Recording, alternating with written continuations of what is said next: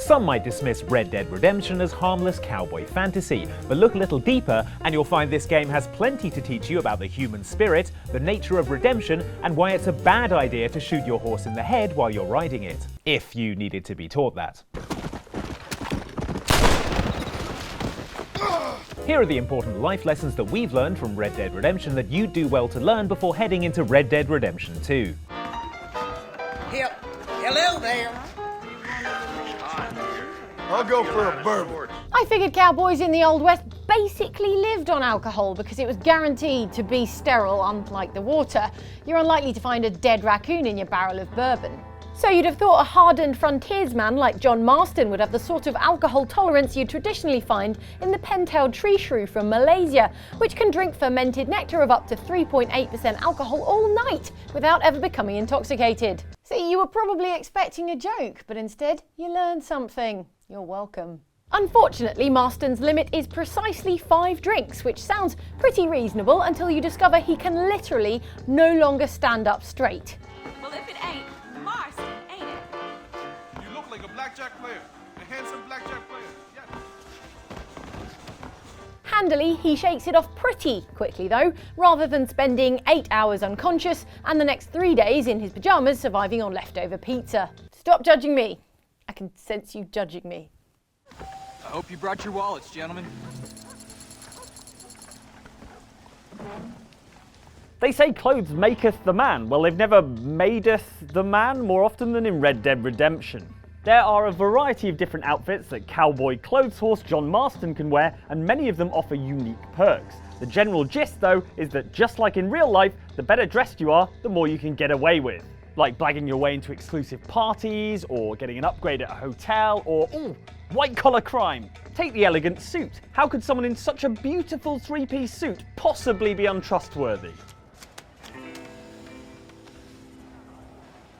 I'm sure he accidentally dropped that card into his lap.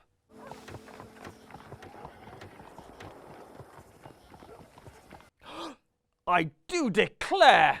But if cheating at poker for a few extra dollars is the limit of your ambitions in the Wild West, then you're not nearly thinking big enough. To really take advantage of snappy dressing, you'll want the even slicker bureau outfit, which means you can commit as many crimes as you like and the law can't touch you. The only snag is you have to 100% complete the game to get it, which means completing every mission, mini-game and Master Hunter challenge. Who knew stabbing a bear to death was a requirement for a desk job at the FBI?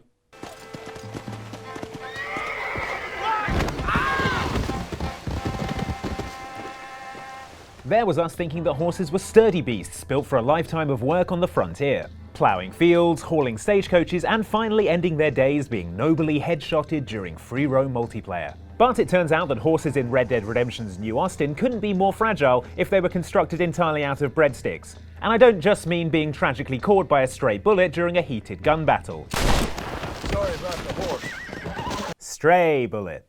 Sure. No matter how carefully you looked after your faithful equine companion though, everyone remembers the first time they attempted to persuade their trusty steed down the slightest slope and it collapsed like a broken deck chair. Still, waste not, want not. Should be able to sell this. What?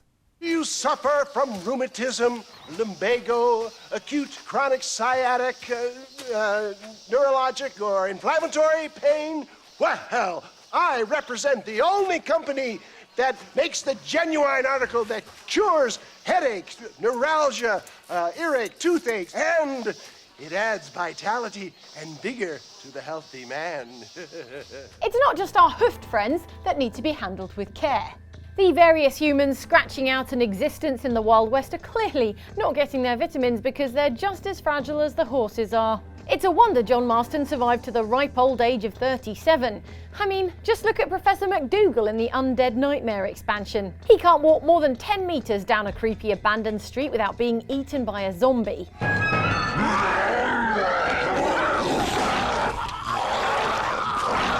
Alright, so surviving during a zombie apocalypse is a little more challenging, but I'm still convinced that if he'd been taking his supplements, he'd be fine.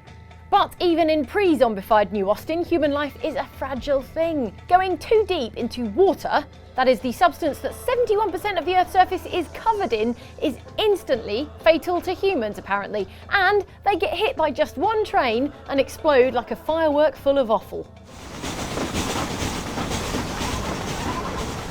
Yeah, alright, to be fair, no amount of vitamin C is going to stop that from happening. It seems that our friend Mr. Irish here is well connected south of the border. Oh, it's true.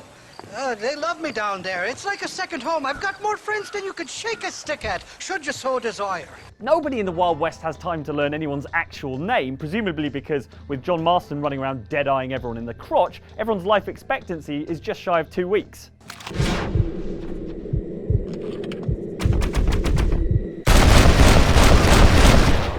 So if you have a distinctive characteristic, like say you're from somewhere that isn't America, then congratulations, your nationality is now your name. Yes, boyo, you messed up properly this time, didn't you? You little paddy bastard, you thieving Mick. You got it all wrong, Welsh. All wrong. It was French, I promise. He said he was going to rip you off. Now he's ripping me off. Here, keep on talking there, Irish! Just be thankful you're not Uzbekistani. So many syllables. That's the only explanation for this mission from the original Red Dead, which tasks you with rescuing a character called Irish from characters called Welsh and French.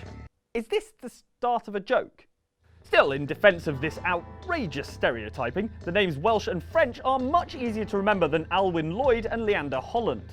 As for Irish, we never find out his real name, but we do discover that the cliché of the drunken Irishman is alive and well in the Old West. I see you. Get away from me. Right here. Still, at least he is actually Irish. I'm looking at you, Irish from Battlefield 4. And I got the name Irish because I have. Maybe he just looks good in green or something?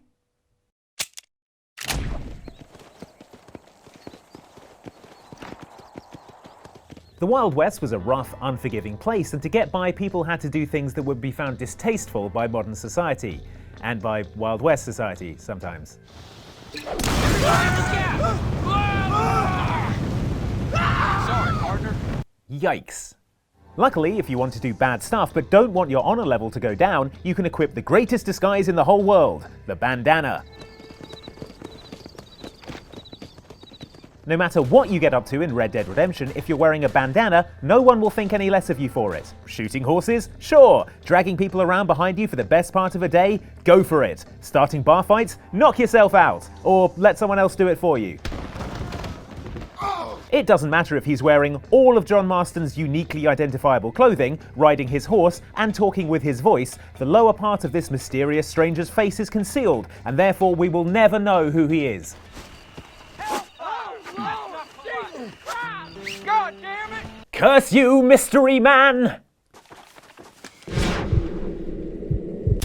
That's your lot in life. Sure, the government has your family and is threatening to kill them if you don't bring your old gang to justice as soon as humanly possible, or sooner. But still, there's always time for some hunting, right? Right. And anyway, this is all helping me in my quest for the US government because I'm getting useful stuff from the animals that I can sell, like antlers and pelts and meat. Oh, Lord. This is nasty. Only I'm not getting a lot of that stuff, if I'm being totally honest. I'd have thought I'd get more out of killing and skinning a 900-pound grizzly bear than one claw and a bit of fur. I mean, I can see the carcass there, John. There's loads left. Thinking about it, maybe it's something to do with the gigantic buffalo rifle holes I go around shooting in everything. See, this is why I don't get any rabbit pelts. Just nothing left. Uh-huh.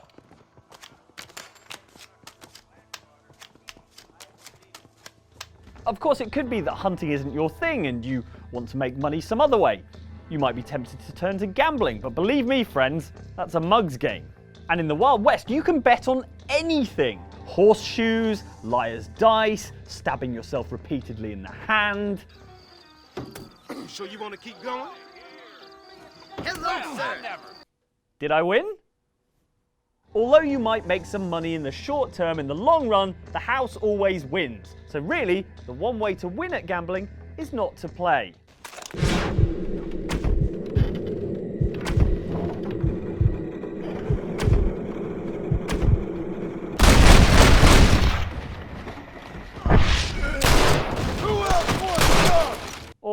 Huh.